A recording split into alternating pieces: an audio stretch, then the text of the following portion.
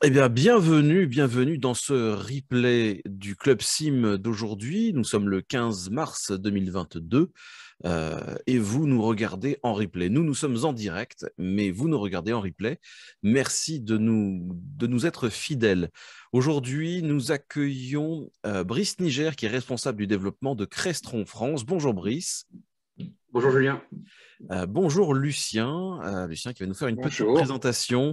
Alors j'en profite puisque vous êtes sur YouTube, laissez-nous des commentaires. N'hésitez pas à laisser des commentaires en dessous de cette vidéo pour poser des questions à notre invité. Et vous trouverez également dans les commentaires de cette vidéo, dans la description, vous allez trouver tous les liens des news dont nous allons parler. Vous retrouverez toutes les adresses et tous les contacts que nous allons aborder. Et vous trouverez également le lien vers le lien d'inscription vers le prochain Club Sim. Vous aurez également la date, je ne la connais pas encore, mais tout sera dans la description. Voilà. Lucien, comment ça va? Oui, très bien, très bien. Très heureux d'être avec vous ce matin, évidemment, pour accueillir Brice Niger de Crestron.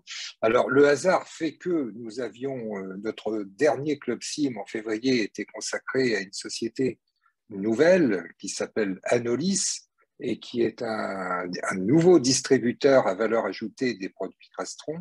Alors, vous voyez, c'est un petit peu la continuité, on va dire, de ce Club Sim de février. Cette fois-ci, nous recevons la maison mère, hein, donc Crestron France, et on va avoir beaucoup de choses à leur demander aussi. Alors, pourquoi l'actualité fait que, après Anolis, c'est Crestron France qui intervient? Parce qu'ils ont mis en place un roadshow, notamment, et plein de nouveaux produits à nous présenter. Donc, on s'est dit, ben voilà, dans la continuité, dans la foulée, on va accueillir Crestron France avec Brice qui va tout nous dire dans quelques instants après que donc Julien nous ait présenté les news. Et je reprendrai la parole, Julien, après tes news pour présenter Crestron, bien que tout le monde connaisse Crestron. Tous ceux qui s'intéressent sont connectés aujourd'hui et ceux qui le feront en replay connaissent Crestron, mais je rappellerai certains éléments fondamentaux de cette success story. Bien sûr, Lucien. Alors, je précise aussi que nous avions déjà invité une personne de chez Crestron. Nous avions Oui, invité il y a un an, jour pour jour, ou presque, à une semaine près, c'était le 9 mars 2021. Vous pouvez voir la vidéo où vous cliquez sur notre chaîne, vous allez voir le replay de la vidéo. oui, oui. Alors j'en profite pour dire que c'était une très très belle émission et qu'elle mérite d'être vue parce que Christophe Malsaut et donc Monsieur Lagarde nous ont montré combien le matériel, bon là c'est plutôt destiné au résidentiel, hein, qui était présenté, mais pas que. Mais bon, le matériel Crestron et Meljac travaillent bien ensemble. Voilà, donc c'était vraiment une belle émission que je vous propose de revoir. Alors, on va passer aux news aujourd'hui. Alors, Maverick AV, distributeur des écrans LED Absen.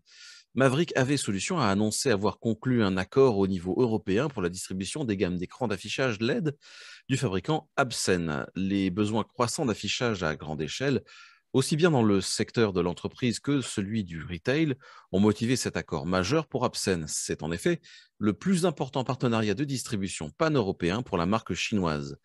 Outre la qualité des produits, ce qui a notamment séduit Maverick AV Solutions, c'est la disponibilité des marques Absen dans des délais très courts sur des 16 zones de chalandise européennes.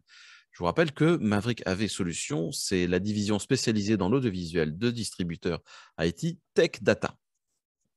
Je vous mets le lien, vous avez le lien dans la description, c'est frtechdata.com/maverick-av-solution. Heureusement que je vais le mettre dans la description. Viewwall signe PAC, une solution évolutive de murs vidéo sur IP. Le Canadien Viewwall, chef de file technologique dans le dernier système de contrôle de murs vidéo et les solutions de visualisation unifiées, a lancé PAC. C'est un nœud de décodage multiple en réseau, se présentant sous forme d'un boîtier compact pouvant fonctionner en autonomie ou être associé à d'autres décodeurs pour créer un mur vidéo IP évolutif à l'infini. L'intérêt majeur de PAC est de simplifier les déploiements de projets de murs vidéo en réduisant le nombre de connexions et donc en éliminant des points de défaillance dans ce type de solution d'affichage. Facile à installer et à configurer, assure ViewWall, PAC est adapté à la visualisation multi-room, aux salles de contrôle et aux espaces de travail en entreprise.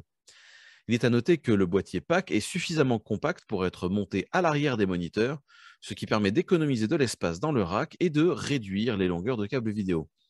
Et par ailleurs, il est peu énergivore. Pour rappel, en France, ViewWall est représenté par Convergency. Le lien sera dans la description, convergency.fr.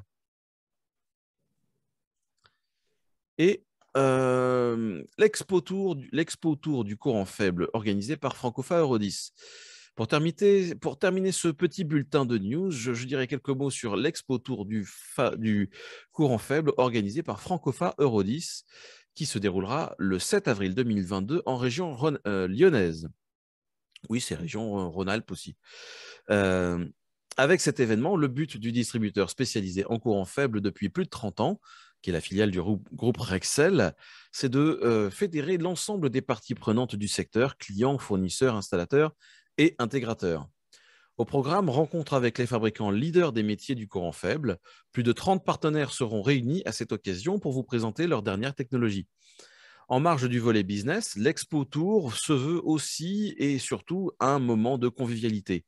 Diverses animations vous permettront de partager un moment agréable au gré de vos envies. Vous pourrez partir au volant de voitures de rêve, sillonner les chemins alentours en buggy ou vous initier à la réalité virtuelle. Vous pourrez même tenter votre chance sur le stand ATLS pour décrocher votre baptême de l'air en hélicoptère. Sachez enfin que l'Expo Tour du courant faible est une aventure nationale organisée sur 2 années, en 2022, après la région lyonnaise. L'événement posera ses valises en région parisienne et 4 autres étapes sont prévues en 2023. Mais dans un premier temps, rendez-vous donc le 7 avril prochain dans le cadre enchanteur du château de Raja, à Saint-Pierre-de-Chandieu, à proximité de Lyon. Si vous voulez en faire partie, inscrivez-vous dès à présent via le formulaire en ligne qui se trouve chez francofaeurodis.fr. On vous mettra toutes les informations dans la description. Voilà, alors je fais une parenthèse aussi. Francofa Eurodis, nous sommes allés les voir. Vous allez retrouver également en lien dans la description notre vidéo que nous sommes allés faire chez Francofa Eurodis avec Patrice. Voilà, et j'en ai fini pour les news. Merci Julien. Alors voilà, on arrive à la présentation de Crestron. Alors présenter Crestron, je pense que tous les distributeurs qui sont, tous les intégrateurs qui sont connectés connaissent Crestron au moins de nom. C'est évidemment une entreprise maintenant qui est considérée comme un leader dans son domaine. Alors il faut savoir qu'elle a été créée en 72, cette société, aux États-Unis. Donc dans le New Jersey, à Rock Lake, et elle a été créée par un monsieur, un grand monsieur. Et je vais profiter de l'occasion pour évoquer sa mémoire. Donc il s'appelait, parce qu'il nous a quittés malheureusement, George Feldstein. Et ce monsieur était un ingénieur de formation et il avait la passion de la technique, la passion de l'automatisation. Et sur son bureau, il y avait toujours un bricolage en cours. Il était toujours en train d'inventer un nouveau système. Et la plupart des innovations technologiques de Crestron, il en a eu l'idée lui-même au départ. Ça, il faut quand même le savoir. Il y a une âme derrière cette entreprise. C'est pas une entreprise comme les autres. Enfin, il y en a beaucoup d'autres comme ça, mais celle-là en particulier, il y avait vraiment un grand bonhomme derrière au début. Donc 72. Et il commence par fabriquer des systèmes de commande à distance pour des écrans, pour des systèmes audiovisuels à l'époque. Et donc, moi, je me souviens l'avoir connu, puisque certains le savent, j'ai travaillé chez Crestron pendant 5 ans et demi, et donc Crestron France, évidemment. Et puis, donc, nous avons eu l'occasion d'aller tous les ans à l'ISE. Et donc, à l'ISE, je l'ai vu une fois, Monsieur Feldstein, donc à 4 pattes, en train de, sur le stand, le tournevis à la main, en train d'ajuster quelque chose qui n'était pas bien fixé. Donc ça m'a beaucoup frappé et je me suis dit, voilà, ce monsieur qui est à la tête d'une entreprise de plusieurs milliers de personnes maintenant à travers le monde, il a commencé tout seul, hein, dans son garage, dans sa maison, hein, comme beaucoup de success stories. Je parlais de success stories américaines, mais c'est vraiment ça. Et puis voilà, il est toujours le tournevis à la main. Il avait la chemise blanche comme nous, le goûter Crestron, corporate. Et ça, c'est un bel exemple. Voilà, je voulais juste dire ça en introduction. Et Brice, que je n'ai pas eu le plaisir de côtoyer à l'époque où j'étais chez Crestron, hein, de 2007 à 2012, mais je pense qu'il pourra témoigner de ça parce que l'état d'esprit est toujours le même et je sais que c'est une force de cette entreprise. Tout à fait, donc, je confirme tout à fait, Lucien. Ouais, ouais. Et donc, c'est une entreprise aussi qui a toujours souhaité être maître de ses produits et elle a toujours fabriqué elle-même ses produits, principalement aux États-Unis et maintenant un peu au Mexique. Mais il y a toujours un contrôle total de la fabrication des produits Crestron par les ingénieurs Crestron. Ça aussi, c'est très important. Je pense que dans l'esprit, ceux qui sont connectés là et qui travaillent avec les systèmes Crestron savent que c'est important. Alors, bien sûr, avec le succès, la marque s'est exportée en dehors des États-Unis au fil des années, hein, et elle est présente notamment en France depuis une vingtaine d'années. Facile, hein, une vingtaine d'années, ouais. Oui. Ouais. Et l'un de ses points forts, c'est de proposer une intégration très poussée des fonctionnalités, que ce soit dans le domaine corporate, puisque Crestron opère grosso modo dans deux secteurs principaux, hein, le corporate et l'hospitality, donc toute la partie résidentielle et hôtelière. Alors évidemment, bien souvent, on pense à Crestron en se disant ouais, mais enfin, je parle encore une fois en tant que Club Sim, nous sommes le magazine Smart Intégration, le magazine des intégrateurs audio-vidéo et domotique. Et donc, en tant qu'intégrateur, on peut se dire parfois, oui, mais Crestron, c'est pas pour moi. C'est pas pour moi parce que c'est du haut de gamme. Il y a encore cette image de marque chez certains, dans certains esprits.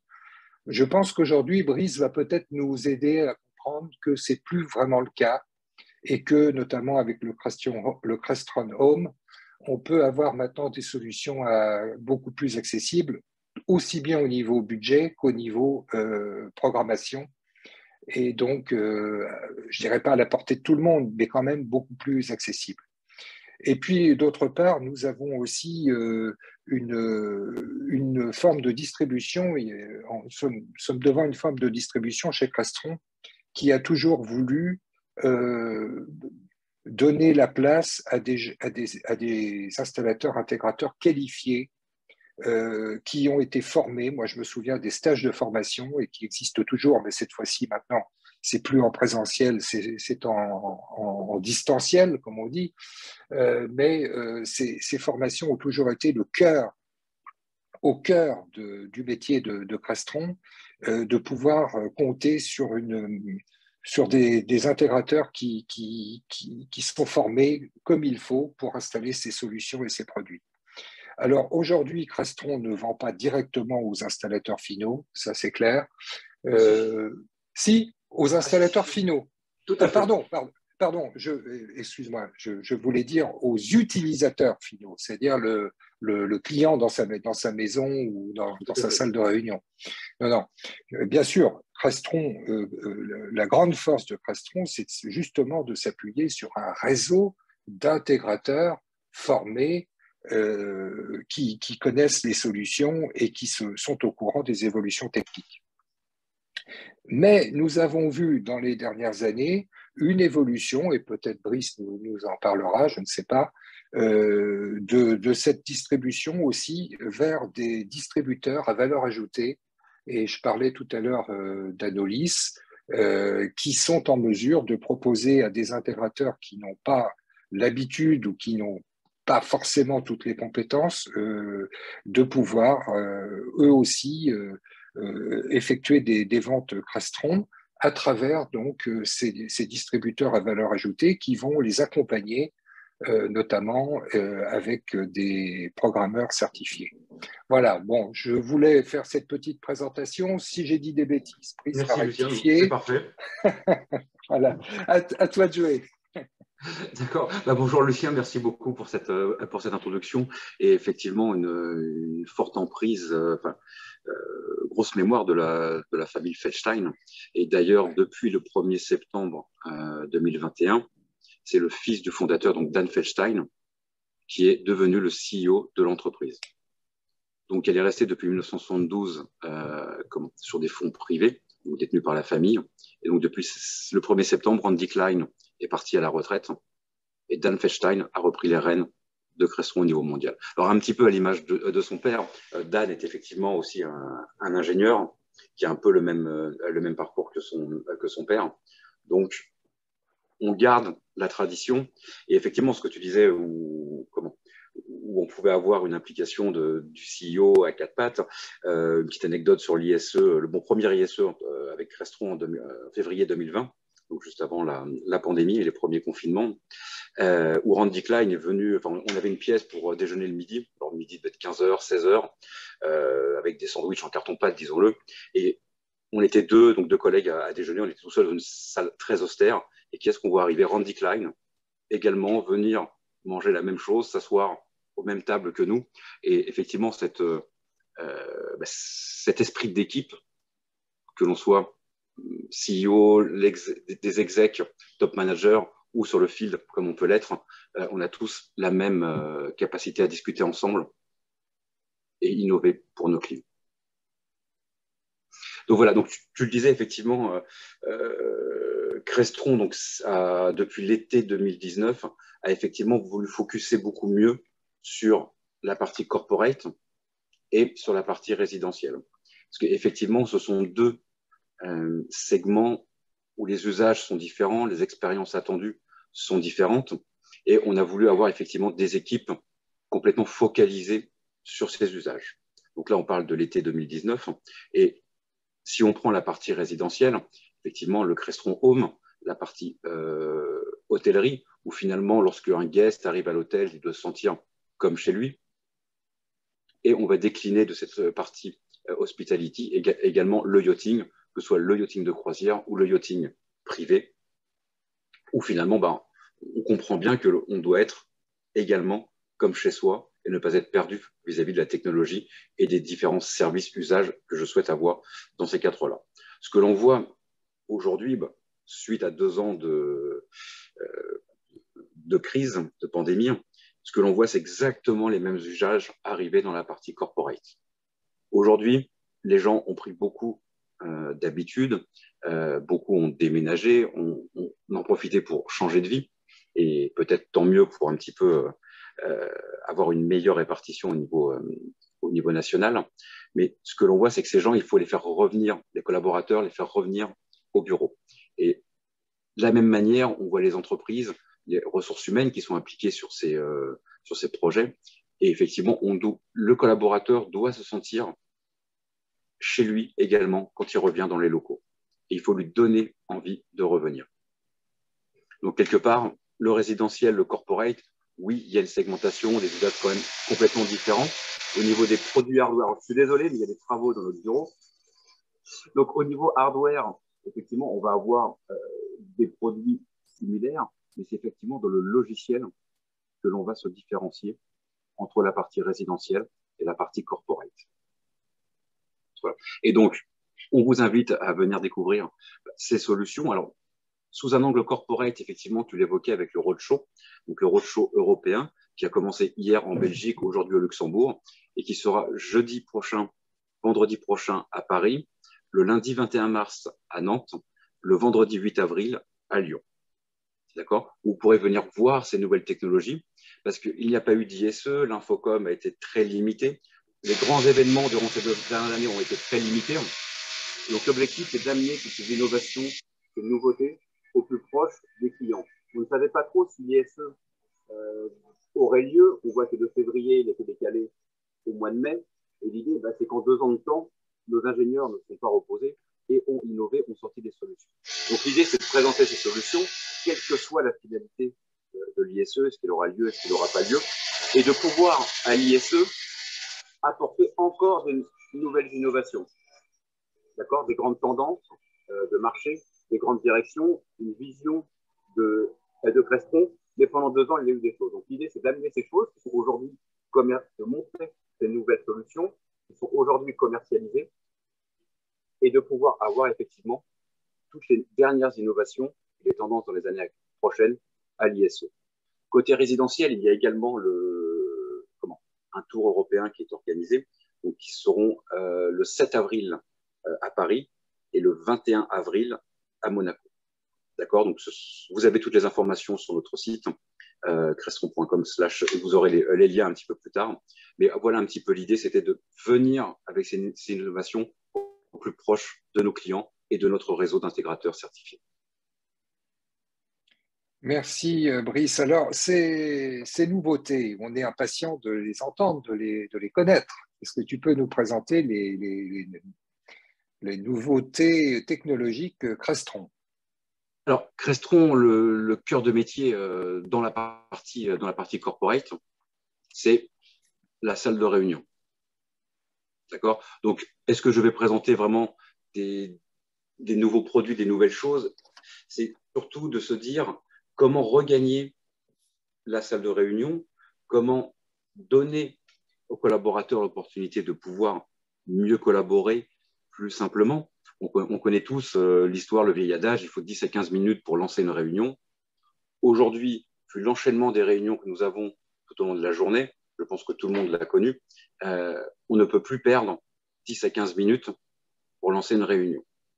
De plus, vous avez tous entendu parler de l'hybrid working, c'est-à-dire des capacités de travailler à distance. Alors, ce n'est pas nouveau si on parle de visioconférence ou de vidéo-collaboration, mais cela se faisait en général de site à site. On était tous sur différents sites répartis et on dialoguait de site à site, de salle à salle. Aujourd'hui, l'hybrid working, c'est bien que je vais avoir des gens qui vont être au bureau et des personnes qui vont être en situation de télétravail. Et l'hybrid working, c'est bien de pouvoir faire collaborer ces personnes ensemble et simplement. On voit des grandes tendances également, c'est-à-dire que le bâtiment est en train de se transformer. On parle de bâtiment intelligent. Tu es bien là, comment Lucien, pour le représenter. Quand on parle du Club SIM, le Smart Integration, on retrouve les mêmes tendances dans le Smart Building. D'accord ? Pour apporter des nouveaux services, des nouveaux usages aux collaborateurs dans les sites, que ce soit des sites également plus efficients au niveau énergétique, et de donner envie aux collaborateurs de pouvoir revenir sur site. Ce que l'on voit suite aux pandémies, le retour sur site, des conventions collectives ont été adoptées. On va se retrouver suivant les entreprises, et c'est au choix de chaque dirigeant, comité de direction, de choisir quels vont être le télétravail, les capacités de télétravail dans chaque entreprise. Donc, c'est très compliqué de pouvoir avoir une solution fixe à demeure et sécurisée par-dessus le tout, parce qu'on échange un certain nombre de flux en temps réel, comme on le fait là. Et là, on ne peut pas vraiment maîtriser ce qui va être dit. Donc, tout ça doit bien sûr être sécurisé. Donc, ces démarches de smart building, on va arriver des building operating systems. Et le building operating system, si on le met un petit peu en relief, c'est un petit peu ce qui a été entre l'apparition de Windows, donc de la capacité graphique sur les x86 à l'époque, un petit peu comme l'a été l'iOS dans le monde du mobile en 2007, où ça a révolutionné l'usage du smartphone. Le building operating system, on est au début de l'ère de la transformation du bâtiment. Les salles de réunion que j'évoquais, qui sont vraiment le cœur de métier de Crestron, sont dans les bâtiments. Donc, comment on capitalise sur nos assets? Donc, tu parlais effectivement de contrôle, de domotique, de gestion audiovisuelle. C'est bien de pouvoir lier ces salles de réunion avec les usages que l'on attend dans les salles de réunion, avec les services délivrés dans le bâtiment. D'accord? Et permettre aux collaborateurs de reprendre la main sur la notion de confort d'une salle. Alors, on va pouvoir piloter un ensemble de choses qu'on va pouvoir mécaniser. Donc, tout cela est vraiment en train de se digitaliser de plus en plus. Chaque outil a aujourd'hui une patte réseau IP pour pouvoir effectivement désiloter l'ensemble de ces technologies.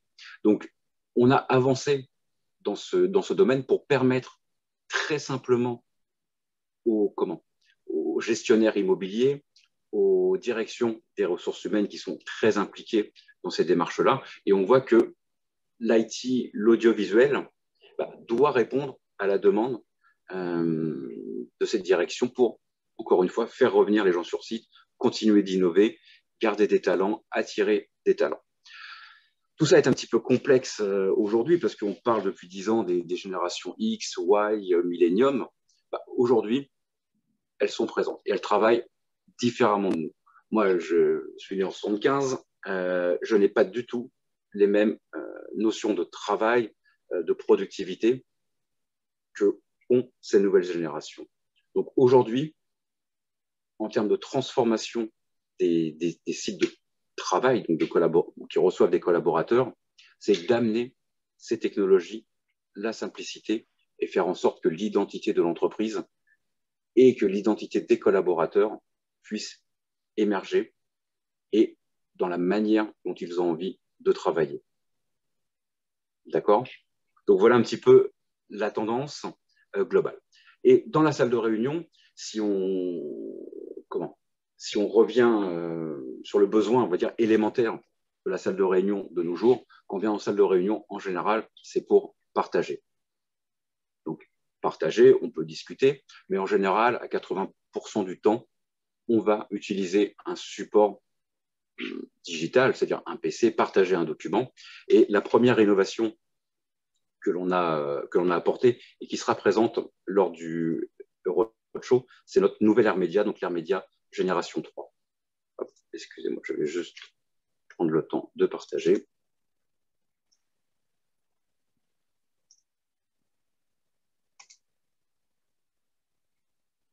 Donc, l'Air Média Génération 3, donc on capitalise effectivement sur ce que nous avons fait lors des générations 1, génération 2.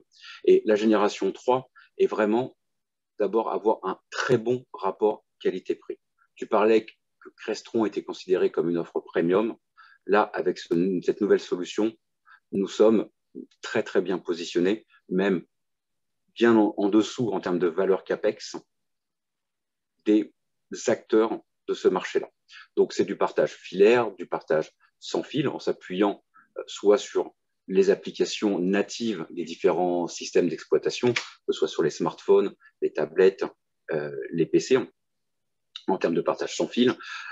Comme l'outil est connecté en général à un écran, un vidéoprojecteur, être capable d'avoir aussi un affichage dynamique lié, c'est vraiment dommage de ne pas bénéficier d'un écran qui va peut-être de temps en temps rester allumé de manière inefficiente alors qu'il n'y a personne. Mais lorsqu'il y a quelqu'un dans la salle, on va pouvoir dérouler une campagne de communication interne de la société, soit en s'appuyant sur les outils tiers d'affichage dynamique, donc des solutions cloud ou on-premise, et que nous ne fournissons pas, mais nos partenaires, soit directement de pouvoir venir de manière simple offrir aux services de communication, aux ressources humaines, la capacité de venir mettre des différentes images ou vidéos directement en centralisé et l'ensemble des solutions viennent chercher ces flux d'affichage dynamique.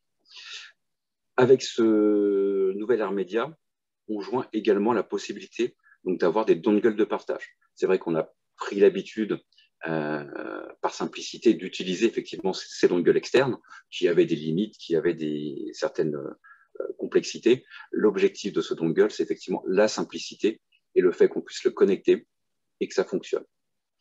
Également, une salle de réunion, en général, on peut recevoir aussi du public externe. Et donc, la prise en compte de toute la gestion des guests au niveau réseau, que ce soit sans fil, filaire. Et la capacité, alors, en plus, effectivement, de pouvoir aller lire l'agenda de la salle. C'est vrai qu'il est connecté à un écran. Aujourd'hui, le nerf de la guerre, c'est aussi la disponibilité des salles de réunion, et j'y reviendrai juste après. Mais si on n'a pas de système d'affichage de réservation de salle, pouvoir directement avoir les informations de réservation et de disponibilité des salles de réunion directement sur l'écran. Et puis, je vais passer par du partage simultané de plusieurs écrans si j'en ai besoin. Bien sûr, en qualité 4K, c'est le nerf de la guerre chez Crestron, offrir la meilleure qualité. Et on travaille déjà, on en parlera peut-être un peu plus tard, sur le 8K et la capacité d'encoder, décoder et de prendre en gestion audiovisuelle ces flux 8K. Donc voilà la première solution et qui, pour nous, le besoin fondamental en salle de réunion, qui va être le partage de données. Ensuite, on continue un petit peu d'innover. Alors, je ne vais pas reprendre solution par solution, mais au niveau de nos différents piliers, excusez-moi, je jongle un petit peu.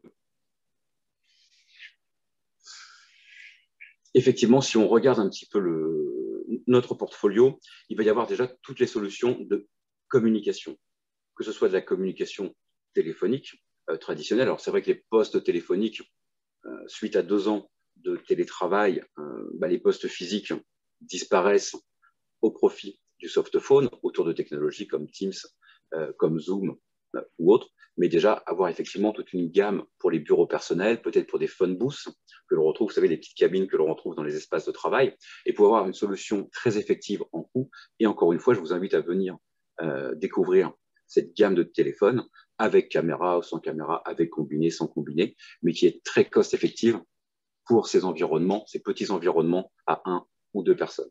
Et ensuite, on retrouve toute une déclinaison de solutions de vidéocommunication, alors qu'elles soient agnostiques, en bring your own device, qu'elles soient Microsoft Teams ou qu'elles soient Zoom. On est natif dans ces environnements et on travaille aujourd'hui avec des acteurs vidéo très innovants sur le marché.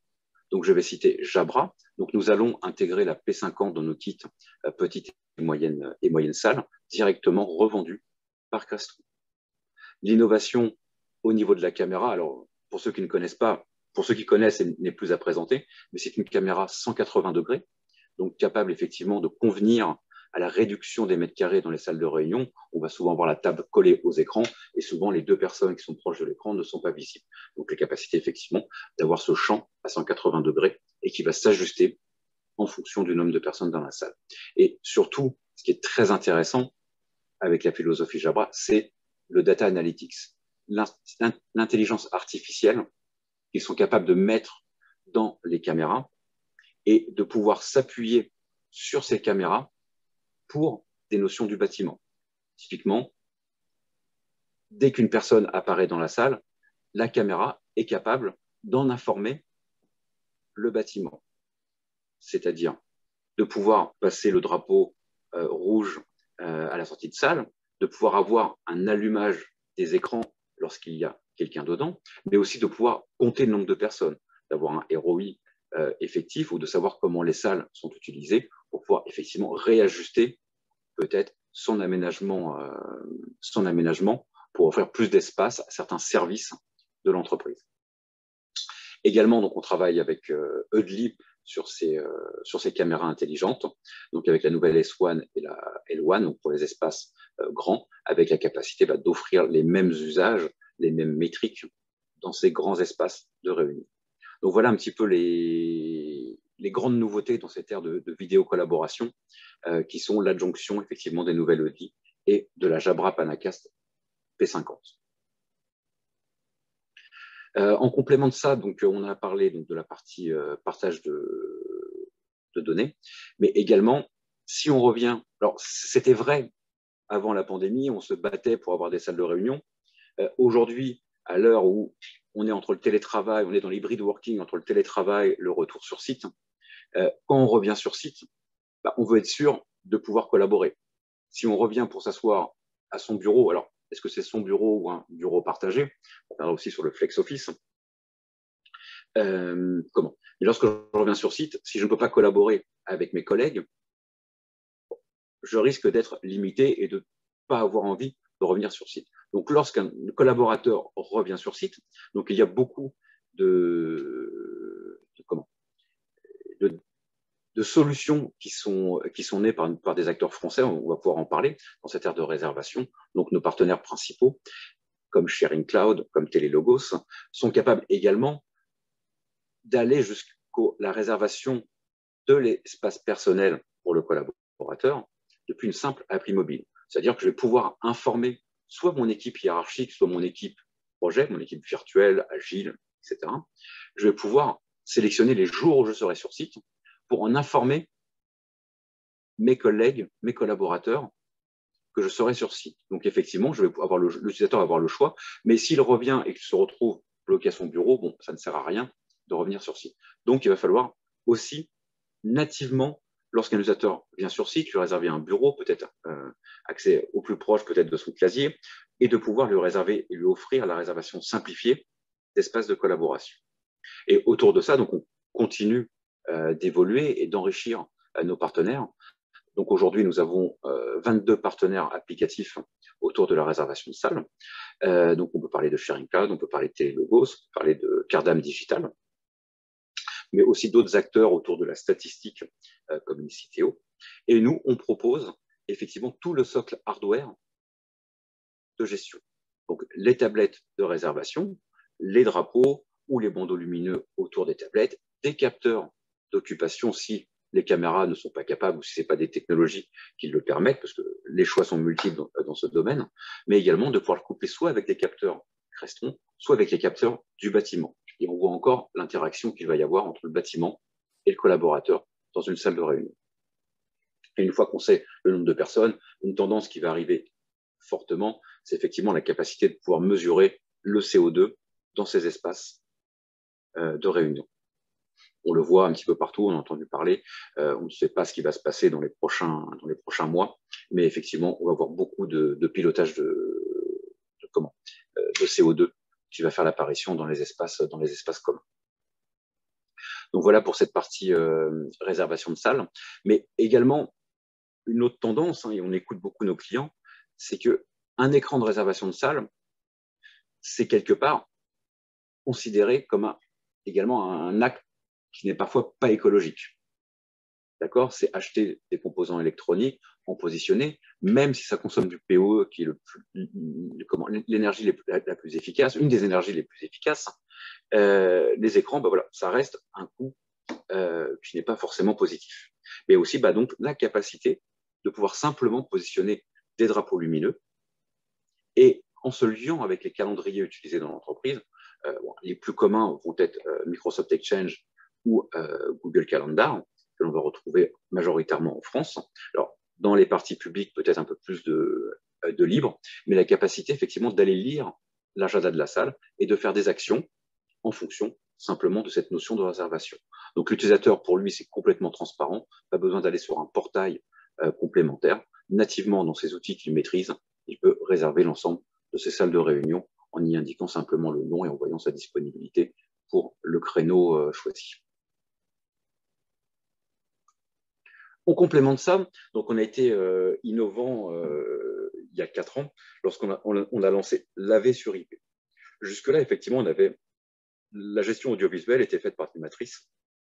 Tu le disais tout à l'heure, Julien, c'était la capacité aussi de raccourcir les câbles multimédia qui sont limités, très limités en distance par rapport au flux de plus en plus riche qu'on y fait passer. Et donc, il y a 4 ans, on a innové en lançant le NVX, qui était la première solution d'audiovisuel sur IP, fonctionnant sur un réseau gigabit. C'est-à-dire la capacité d'encoder du 4K, alors un peu technique en 4K, 60 images par seconde, sur un câble gigabit Ethernet catégorie 5E. Donc ça, depuis la téléphonie sur IP au début des années 2000, alors les embryons, avec après une adoption assez massive jusqu'aux années 2010, l'AV sur IP, c'est un petit peu la même chose. C'est de passer d'un câblage propriétaire à un câblage commun et peu coûteux dans l'entreprise, c'est-à-dire le câble Ethernet. Donc, on a sorti cette première gamme avec des encodeurs, des décodeurs, qui étaient assez orientés 4K. Et effectivement, en termes de nouveautés, on complète la gamme de NVX avec des encodeurs uniquement Full HD, 1080p, des encodeurs 4K, mais 420 et en 30 images par seconde pour effectivement pouvoir réduire les bandes passantes et aussi les capacités de décodage et d'encodage qui sont liées à des chipsets et avoir un positionnement beaucoup plus juste et ajusté par rapport aux différents besoins. Est-ce que tous les écrans d'une entreprise ont besoin d'être 4K?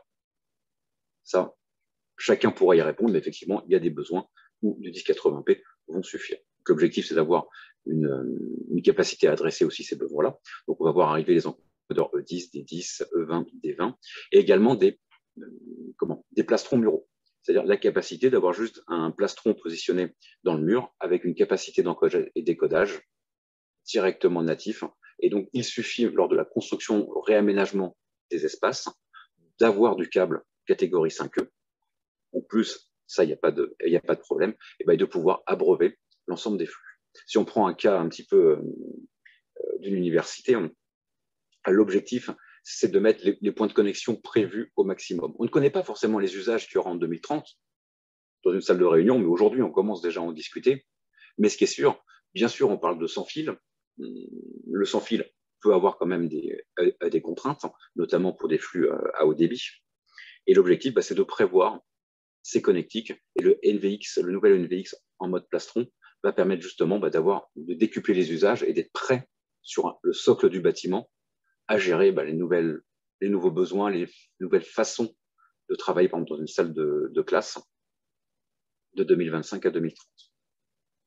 De plus, donc sur le NVX, en grande tendance, on regarde effectivement, donc on l'avait déjà présenté à l'ISE 2020, mais on continue à travailler sur l'encodage 8K, et notamment les premières unités ont été utilisées pour le rover sur Mars. Alors, les NVX ne sont pas dans l'espace, mais les NVX reçoivent les flux provenant du rover et ensuite les distribuent sur un backbone de NVX. C'est-à-dire que bien sûr, les chercheurs, les personnes de gestion au niveau de la NASA vont avoir les meilleures qualités d'image, mais aussi il va falloir abreuver les médias, abreuver des partenaires, abreuver des universitaires, etc. Et est-ce qu'on a besoin du 8K dans ces cas-là? Est-ce qu'on ne va pas redescendre, si je regarde simplement une émission médiatique sur un smartphone, la capacité d'avoir un débit beaucoup plus faible. Donc le NVX, c'est la gestion de tout cela, et de manière sécurisée. On fait transiter des flux sensibles, et il faut respecter les normes de sécurité. Et donc les plateformes de contrôle, donc c'était l'historique effectivement de la contrôle à distance créée par Crestron il y a maintenant 50 ans.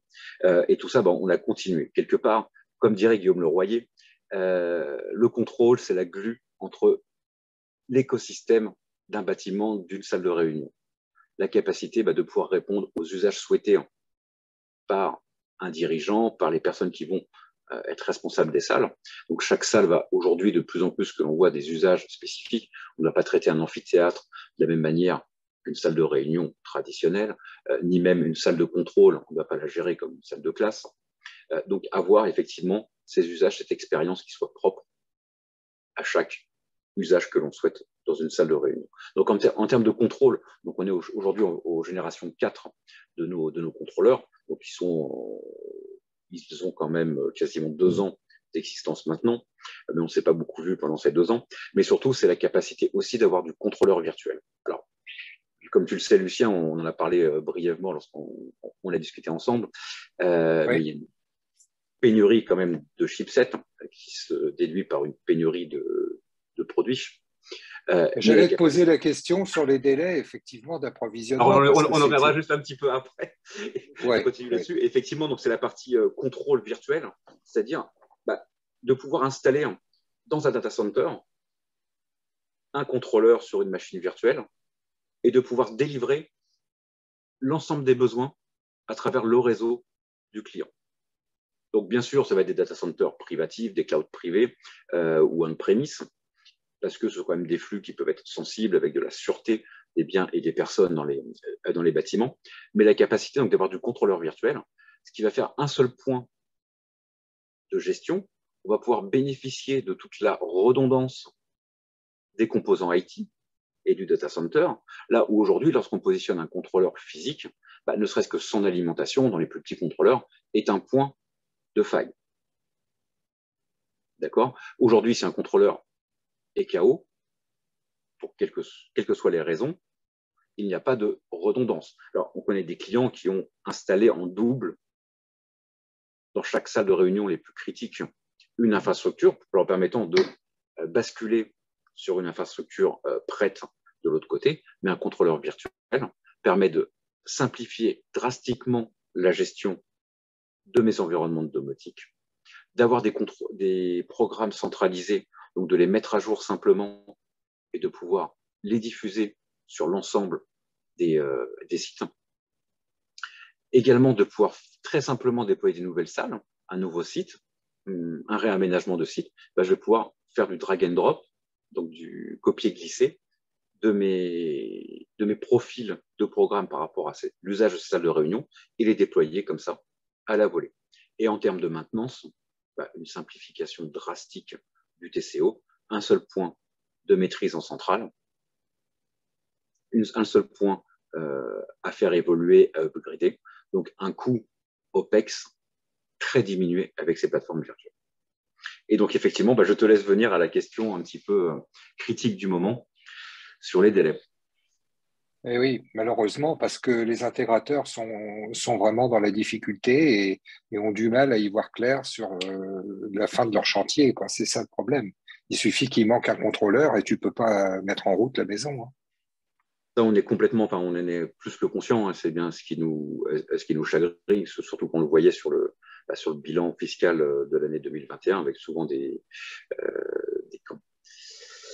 années fiscales qui s'arrêtaient au 31 décembre, et effectivement des clôtures, des recettes, donc des facturations qui ne se font pas. Et effectivement, c'est très compliqué.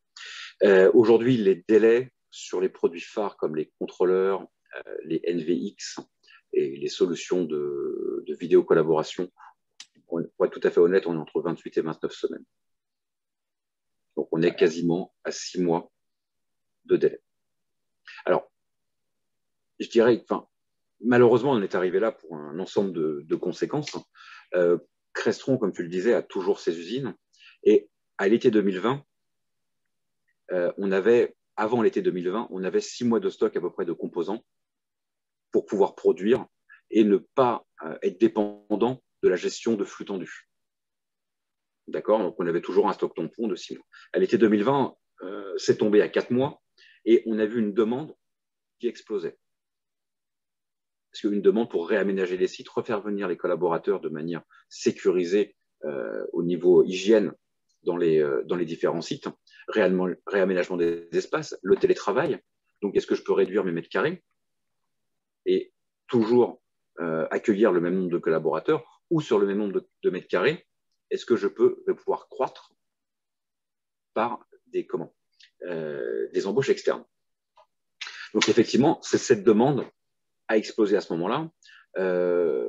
Pendant le confinement, il a fallu aussi s'occuper. Donc, beaucoup de produits électroniques ont été acquis dans un usage privé et personnel, voire même des micro-casques pour avoir plus de confort pour travailler, peut-être des imprimantes.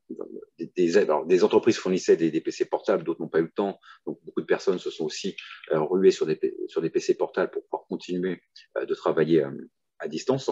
Donc, une demande qui explose. Donc, alors, septembre 2020, on a passé des énormes commandes de nos chipsets phares. Et à l'époque, on nous a dit il y aura un délai de livraison d'environ 18 mois. Ouais.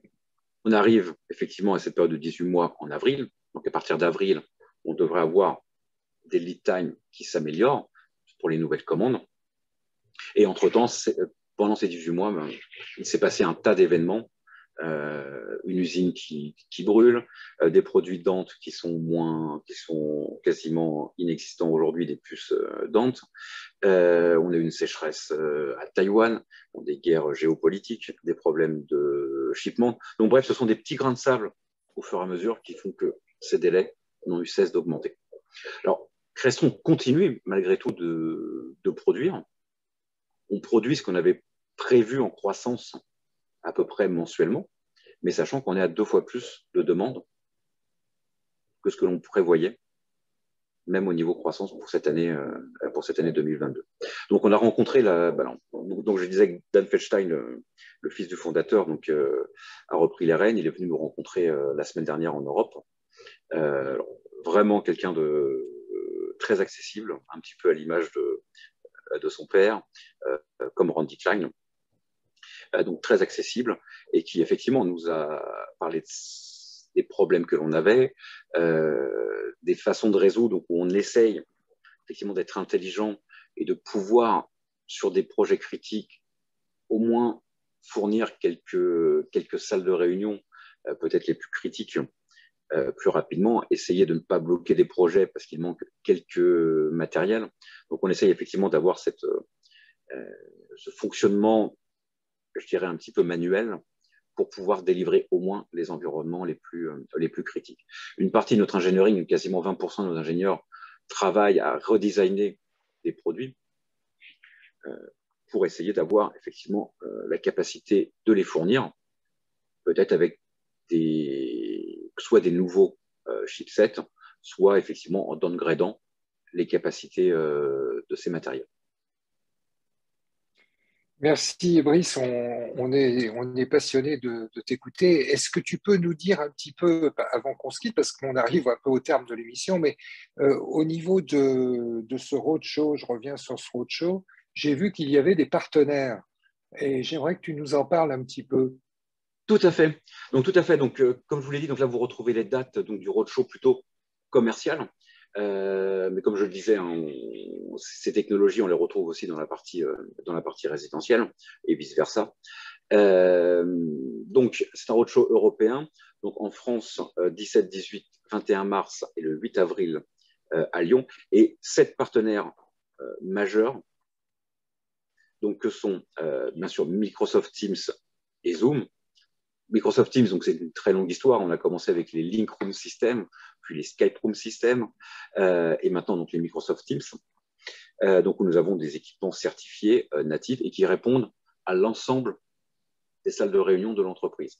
C'est-à-dire qu'on ne va pas équiper avec un PC sorti du carton un amphithéâtre ou une salle exécutive. Donc il faut bien des processus, des capacités d'intégration différentes.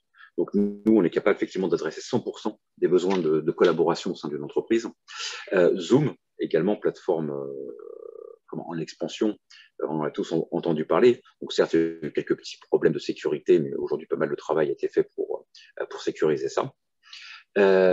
Netgear, parce qu'aujourd'hui, ils sont très innovants dans la partie switch, donc commutation de niveau 2 et 3, pour les flux audiovisuels avec des profils prédéfinis où ils vont optimiser effectivement l'ensemble des buffers, l'ensemble des mémoires, l'ensemble des processeurs, des ASIC au sein de leur switch pour pouvoir faire out of the box un fonctionnement optimal en environnement audiovisuel.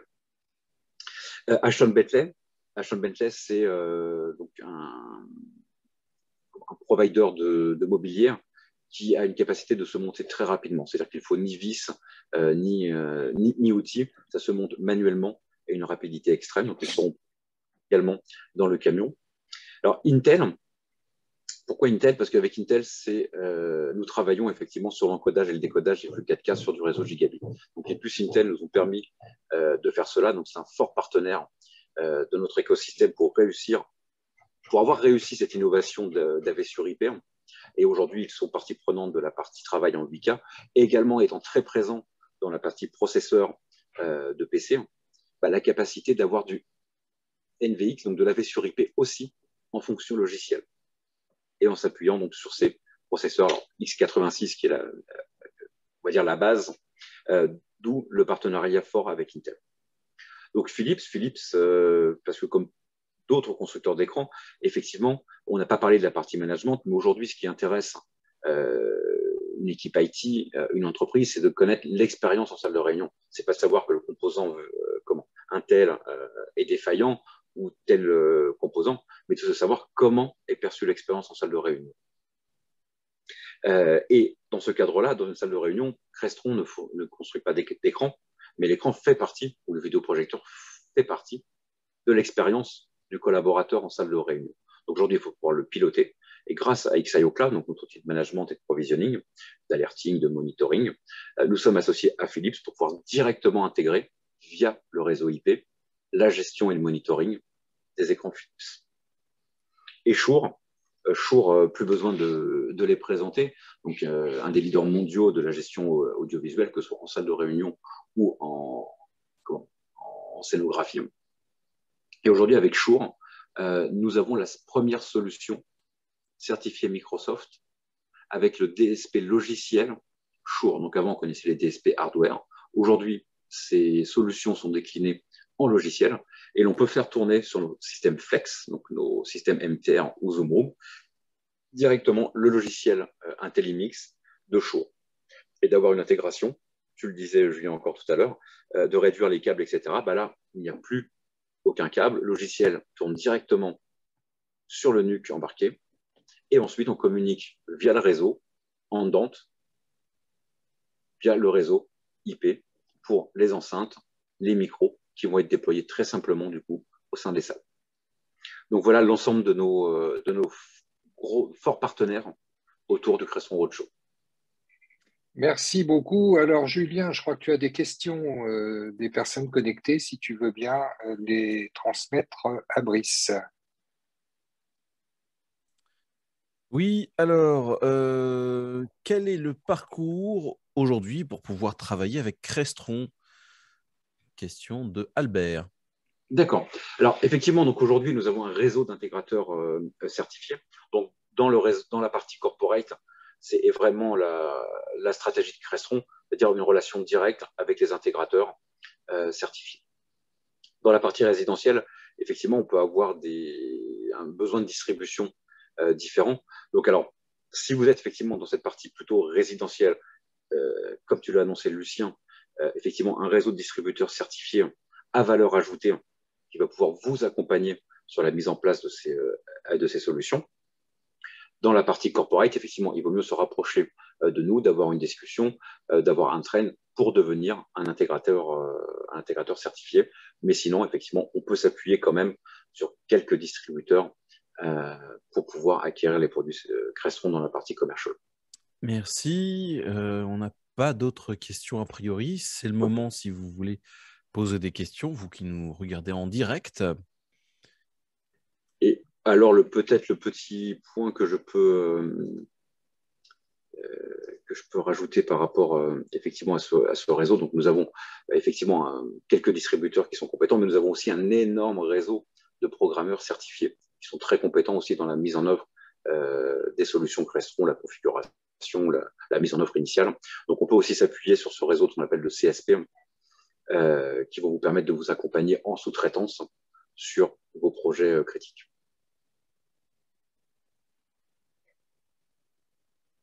Voilà pour moi. Merci. Julien, tu avais des questions toi-même? Oui, j'ai une question comme ça, toute bête. Je me suis dit, tiens, pourquoi pas utiliser des écrans e-ink qui consomment rien du tout? Alors, on a un gros travail effectivement sur la gestion énergétique. Alors, on avait beaucoup communiqué sur ce qu'on était capable de faire pour réduire les consommations énergétiques, mais effectivement, on ne communiquait pas énormément sur la capacité native RSE de nos produits. Donc, tout ça, effectivement, est une démarche qui a commencé il y a 1 an et demi, de pouvoir effectivement factualiser le fait comment nous construisons nos produits, quelle est notre responsabilité sociale d'entreprise, etc. Donc, tous les équipements qui aujourd'hui sont Energy Wise, Energy Star, sont effectivement quelque chose que l'on regarde beaucoup dans notre écosystème. Donc, si e-ink veut effectivement développer une API nous permettant de le monitorer, de le gérer à distance, donc éviter de déployer les différents outils de monitoring, de management, ce qui est aussi un bon acte pour RSE. Si e-ink, je les invite à se rapprocher de nous pour effectivement implémenter notre XIO Cloud API pour pouvoir le gérer nativement. Donc, s'il y a cette démarche-là, clairement, ça fera partie de notre stratégie. Et si en plus, ils sont plus verts, avec grand plaisir. Bien, Brice, avant de nous quitter, si tu veux bien nous redire un petit peu l'organigramme actuel de Crestron France, parce que moi-même, j'ai un petit peu de mal à C'est situer. vrai. Alors, toi, tu es responsable du développement, tu nous précises ta fonction, et puis celle de tes deux collègues, si j'ai bien compris, Christophe Malceau et encore un troisième larron, Monsieur Solomon.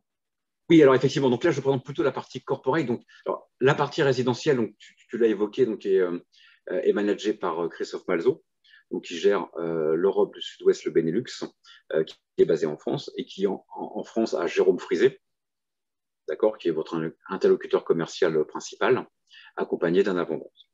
Et côté commercial, donc Alain Solomon est arrivé maintenant il y a 3 ans pour manager la partie corporate. D'accord, donc il est aussi responsable de l'Europe du Sud-Ouest, donc Portugal, Espagne, Italie, le Benelux et la France, bien sûr. Donc il est accompagné donc, de 3 BDM, donc je représente l'équipe aujourd'hui. Donc nous avons Xavier Géa qui est arrivé, ainsi que Christophe Fortune, qui sont arrivés à l'été dernier. D'accord, donc ça fait maintenant 9 mois qu'ils sont là. Et notre objectif à tous les trois, c'est vraiment de développer l'écosystème, de développer les alliances, de développer aussi notre pénétration au niveau des clients finaux, également de dialoguer avec les équipes commerciales de nos intégrateurs. Donc vraiment ce rôle de BDM qui balaye très très large. Donc nous sommes accompagnés donc, de RSN qui sont les commerciaux en gestion directe des intégrateurs. Donc Florent Benard qui gère la région Île-de-France et le nord de la France. Christian Charrier qui est dédié Vidélio, et Yves Bouquillon qui gère l'Europe du Sud, pardon, la France, le sud de la France, d'accord, d'ouest en est. Et nous sommes accompagnés donc, de 3 ingénieurs avant-vente, Kevin Marchelidon, qui nous a rejoint il y a 1 an maintenant, Eric Ferret il y a 2 ans et demi, et Lionel qui nous a rejoint il y a 2 ans en plein confinement. Donc une équipe toute neuve, je pense que beaucoup d'entre vous connaissent Florent et Yves. Florent, ça fait 12 ou 13 ans, Yves, pas loin de 20 ans qu'il est chez Crestron, donc fidèle au poste et toujours autant motivé. Et je soulignerai un très beau changement pour Florent, donc, qui était le directeur technique France et Europe du Sud, et qui est passé au commerce il y a 3 ans et qui fait un travail merveilleux. Et donc nous sommes sous le management général d'Alain Solomon, qui va dire est l'équivalent de Christophe Malzo pour la partie corporate. Voilà, ça c'est clair. Maintenant, j'y vois plus clair. Merci beaucoup. Je pense que tu nous as vraiment éclairé aujourd'hui avec ta brillante intervention. Et donc, tu nous invites, tous les intégrateurs sont invités à rejoindre ce roadshow, si j'ai bien Alors, compris. les intégrateurs, les clients finaux, notre écosystème, nos alliances, nos partenaires, c'est ouvert à tous. C'est avec grand plaisir qu'on vous accueille. Donc, jeudi et vendredi à Paris au stade Charletti, lundi au stade de la Beaujoire à Nantes et le vendredi 8 avril au Groupama Stadium à Lyon. Donc, n'hésitez pas à Ah, venir. c'est vraiment très, très foot, hein, C'est vrai que le camion, ces c'est lieux-là. pas si. Alors, j'ai appris des choses, c'est pas si évident de pouvoir loger un camion comme ça pour un certain temps. Donc, les parkings et les esplanades autour des stades sont très, très simples pour pouvoir y Très accéder bien. et effectivement déplier le camion parce que c'est un petit peu un car régie audiovisuel ou Formule 1, vous savez, qui s'étendent, qui se surélèvent, etc. Donc venez, n'hésitez pas, inscrivez-vous ou venez à l'improviste, on sera là pour vous accueillir. Il y Donc, a une pour s'inscrire, question. il faut aller sur le site Crestron, c'est ça? Tout à fait, donc j'ai positionné le lien, je l'enverrai à Julien Oui, pour qu'il le mette un peu plus on en mettra tout en exergue. description en bas. Ouais, complètement. Mais c'est très simple, vous allez sur cresson.com, roadshow, et vous allez directement tomber Super. sur le lien. Vous pouvez vous enregistrer, c'est les chronos d'1 heure, mais vous êtes bienvenus plus longtemps, il n'y a aucun souci. Et bien sûr, vous pouvez venir à l'improviste, on vous sera là pour vous accueillir également. Super. Et j'espère Alors, vous Julien, voir. une dernière Oui, il y a une question, une intervention et on personne de se Côte quitte. d'Ivoire qui demande si vous avez des distributeurs Crestron en Côte d'Ivoire, et moi je vais étendre mondialement, quelles sont les conditions pour devenir intégrateur certifié en Côte d'Ivoire, et peut-être même dans le monde entier, y a-t-il des formations et à quel coût? Oui, effectivement, donc il y a des formations qui sont disponibles, qui sont en ligne. La majorité sont gratuites. Donc, pour pouvoir se certifier de base. Après, effectivement, il va y avoir des certifications beaucoup plus avancées. Alors, les formations devraient reprendre aussi en mode physique, qui là, effectivement, auront un coût. Mais ce n'est pas très compliqué. Nous n'avons pas effectivement de distributeur, d'intégrateur en tant que tel en Côte d'Ivoire. Nous en avons quelques-uns en plus, Afrique du Nord pour distribuer. Mais écoutez, avec plaisir pour revenir vers moi et pour pouvoir en discuter avec Alain. Merci beaucoup, Brice. Vraiment très intéressant cette matinée en ta compagnie. Et donc, nous te souhaitons un bon roadshow et puis à très bientôt. Hein, à très bientôt. Merci. Bonne continuation à tous. Merci, à très bientôt. Merci, au revoir. Lucien. Merci à vous d'avoir suivi ce replay. Mais nous étions en live. Le lien vers le prochain live est en description. Ce sera toujours le bon lien. Lucien, est-ce que tu sais qui inviterons-nous la prochaine fois? Alors, je n'ai pas encore quel est vraiment l'intervenant de la prochaine réunion. Voilà, donc sinon je te le dirai, mais on en a qui sont prévus pour des dates ultérieures, mais la toute prochaine, on n'a pas encore quel est. Voilà. Eh ben, c'est plus d'infos sur le site Smart Intégration Magazine. Tout est dans la description. Merci beaucoup. Eh bien, à la prochaine. À très bientôt. À bientôt. Au revoir.